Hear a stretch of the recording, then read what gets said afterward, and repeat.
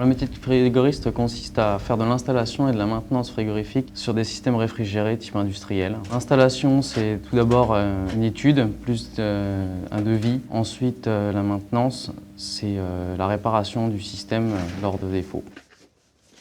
Ce qui m'a donné envie de faire ce métier, en fait, au départ, j'étais parti sur un autre cursus scolaire. J'ai un professeur qui m'a conseillé d'aller voir une école où il formait des frigoristes et ça m'a plu tout de suite.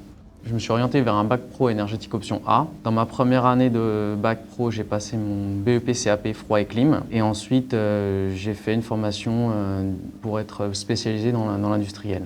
Mon parcours professionnel a été de rentrer chez Johnson Controls au cours de mon apprentissage pour le bac pro.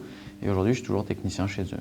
Il n'y a pas de journée type, tout dépend du planning. Pour le montage, en fait, on a un rendez-vous fixe avec le client où on vient voir déjà ce qu'il nous faut comme matériel. On fait les travaux, on fait la mise en service. Pour le dépannage, on a le contact avec le client. Il faut savoir ce qui se passe dans sa machine, la réparer au plus vite parce que derrière, il y a des process industriels qui demandent à être réfrigérés. Et bien ensuite, on doit remplir des fiches journalières. Les avantages, c'est des rencontres souvent très intéressantes avec certains clients, de pas mal bouger, de ne jamais avoir une journée type et la satisfaction de voir qu'on arrive à réparer un système aussi compliqué.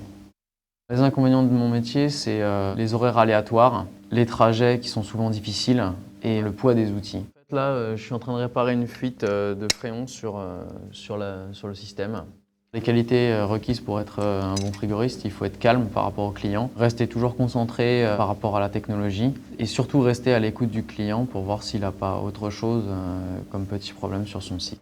Ce qui me plaît le plus, la diversité. On n'est jamais au même endroit et on est libre. Donc on gère pas mal son temps par rapport au dépannage ou au montage. Du moment que le travail est fait en temps et en heure, il n'y a pas de problème.